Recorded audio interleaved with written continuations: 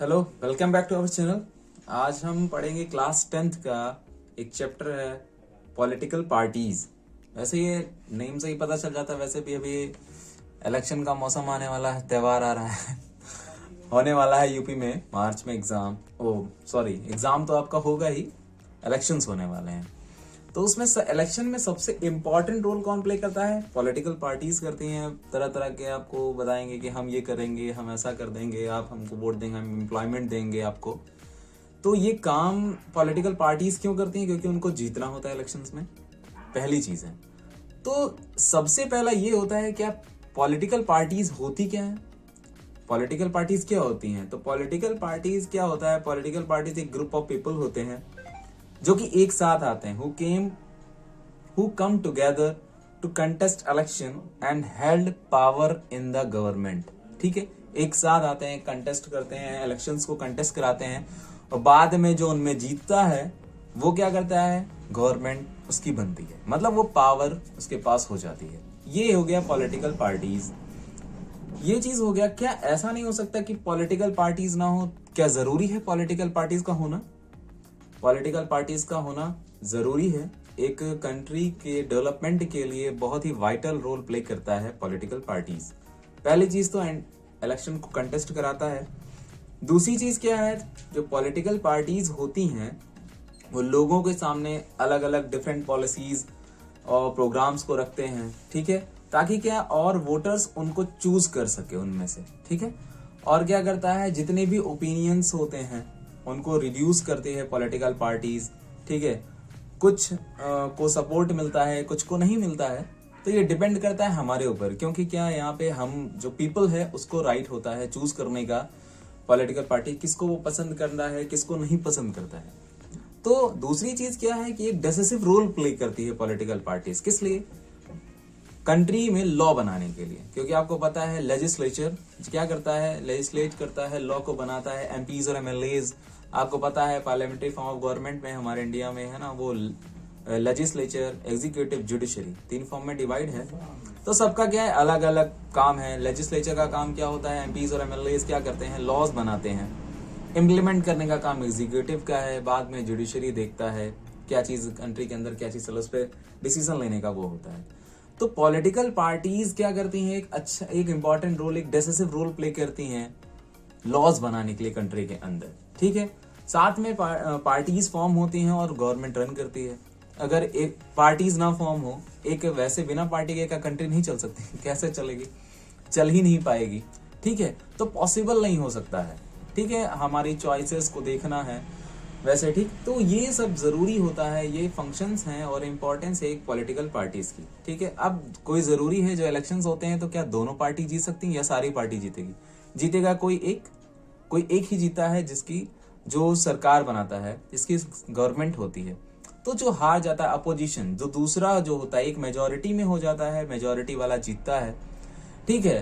तो मेजोरिटी वाला जीत गया, जो उससे कम वाला है वो नहीं जीता, तो इसका मतलब उसका क्या काम है? वो बैठ जाएगा? नहीं, अपोजिशन का काम करता है। अपोजिशन, एक स्ट्रांग अपोजिशन, डेमोक्रेटिक कंट्री में एक स्ट्रांग अपोजिशन का होना बहुत जरूरी है।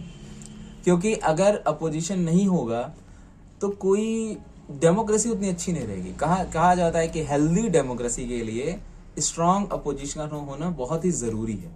क्यों? क्योंकि जब गवर्नमेंट जो जीत गई, अरे अपोज करने वाला कोई भी नहीं है अगर, तो गवर्नमेंट कोई भी लॉ बनाएगी, कोई भी चीज कर रही है, उसको कोई अपोज नहीं करेगा। तो वही है ना कि जैसे आपके घर में आपके पेरेंट्स होते हैं, आपको रोकते हैं कुछ भी करने के लिए। मत लेट कर लीजिए कि आपके पेरेंट्स आपको रोके ही ना, आप कहीं भी जा रहे हैं, कुछ भी कर रहे हैं, 4 घंटे बैठ के पबजी खेल रहे हैं फोन में, या कुछ भी बाहर टहल रहे हैं, तो क्या हो जाएगा? आप बेकार हो जाएंगे ना। मतलब अपने मन की करेंगे, कोई कहने वाला नहीं है, कुछ भी नहीं। जैसे लेकिन अगर आपके पेरेंट्स रोकते हैं, कोई देख रहा है बाहर टहल रहा है, अरे अभी देखेंगे क्या कहेंगे, या फोन चला रहे हैं तो डर होता है। तो वैसे पॉलिटिकल पार्टीज क्या होती हैं? कंट्रोल में थोड़ा रहती हैं। अपोजिशन होता है तो उन पे सवाल उठाता है, ठीक है। कोई भी लॉ जब पास होना होता है राज्यसभा लोकसभा से, तो क्या वहाँ अपोजिशन क्या करता है? उस बिल में क्या करता है? कमियां निकालता है, ये बिल अच्छा है या नहीं है। मेजोरिटी के हिसाब से बाद में पास किया जाता है, दोनों हाउसेस से पास होता है। तो उसमें क्या होता है? बहस होती है, लोकसभा राज्यसभा टीवी पे देखिए बहस होती है। तो बहस का क्या मतलब है? अपोजिशन उस बिल में जो कमी है उसको निकालता है। तो पॉलिटिकल पार्टीज क्या करती हैं, एक डेमोक्रेटिक कंट्री के लिए, उसमें डेवलपमेंट के लिए बहुत ही इंपॉर्टेंट रोल प्ले करती हैं। ठीक है, हमारे लिए भी एक अच्छे ऑप्शंस होते हैं। अब पॉलिटिकल पार्टीज तो हो गया। पॉलिटिकल पार्टीज में 3 कंपोनेंट होते हैं, 3 कंपोनेंट होते हैं पॉलिटिकल पार्टीज में।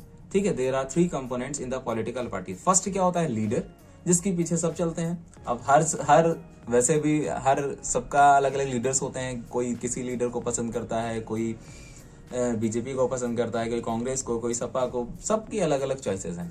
तो जो पॉलिटिकल पार्टीज होती हैं उसमें 3 इंपॉर्टेंट कंपोनेंट होता है। सबसे पहला लीडर का होना जरूरी है, लीडर होगा।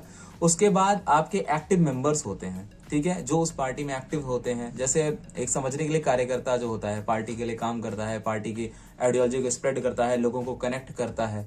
ठीक है, थर्ड जो आपका होता है फॉलोवर्स भी जरूरी हैं। जैसे अब होता है ना कि हम बीजेपी को सपोर्ट करते हैं, हम सपा को सपोर्ट करते हैं, बीएसपी को सपोर्ट करते हैं, और भी अदर पार्टीज हैं जिनको हम सपोर्ट करते हैं, तो फॉलोवर्स हो गए उनके। तो ठीक है, जैसे आप इंस्टाग्राम फॉलोवर होते हैं, फेसबुक के फॉलोवर हो जाते हैं, तो बस वैसे ही फॉलोवर्स। तो एक पार्टी के 3 कंपोनेंट होते हैं आपके। पहला आपका क्या है, लीडर।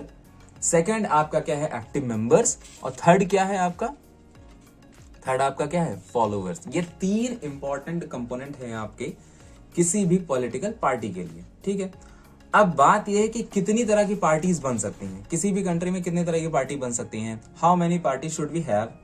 पहला होता है कि there are 3 types of party system a country can have. मतलब 3 तरह के पार्टी सिस्टम एक कंट्री में हो सकते हैं। पहला बहुत इजी है, टॉपिक्स बहुत ज्यादा इजी हैं, कोई रटने वाला कुछ भी नहीं है, समझने वाला सब कुछ है।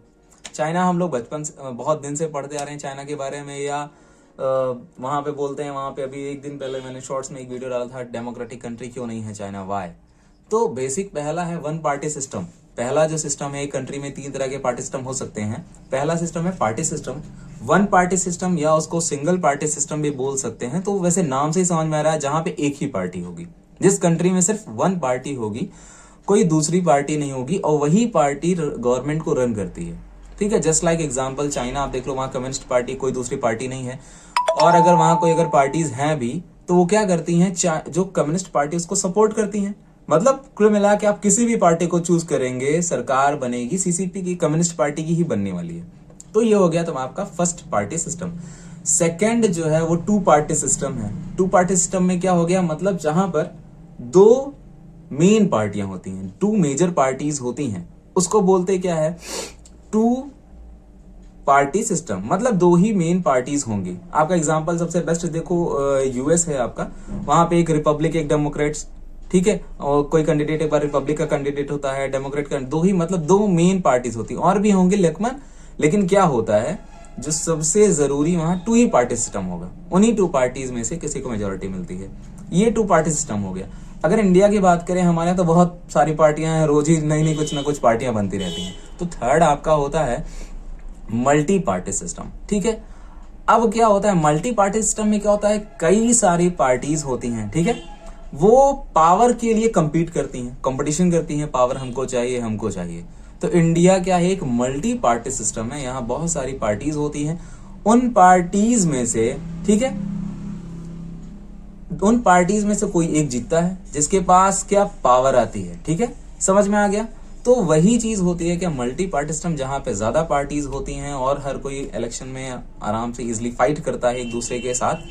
तो ये होता है मल्टी पार्टी। एग्जाम्पल में आपका इंडिया भी है। अभी आपने इससे पहले टर्म फर्स्ट में बेल्जियम को पढ़ा था, पहला चैप्टर था पावर शेयरिंग। बेल्जियम भी है, आयरलैंड भी है, आपका डेनमार्क है, नॉर्वे है, एक्सेट्रा और भी कंट्रीज हैं आपकी 3 पार्टी सिस्टम या मल्टी पार्टी सिस्टम। तो आप how many party should we have, तो there are 3 types of party system a country can have. First the 1 party system, second 2 party system, third multi party system.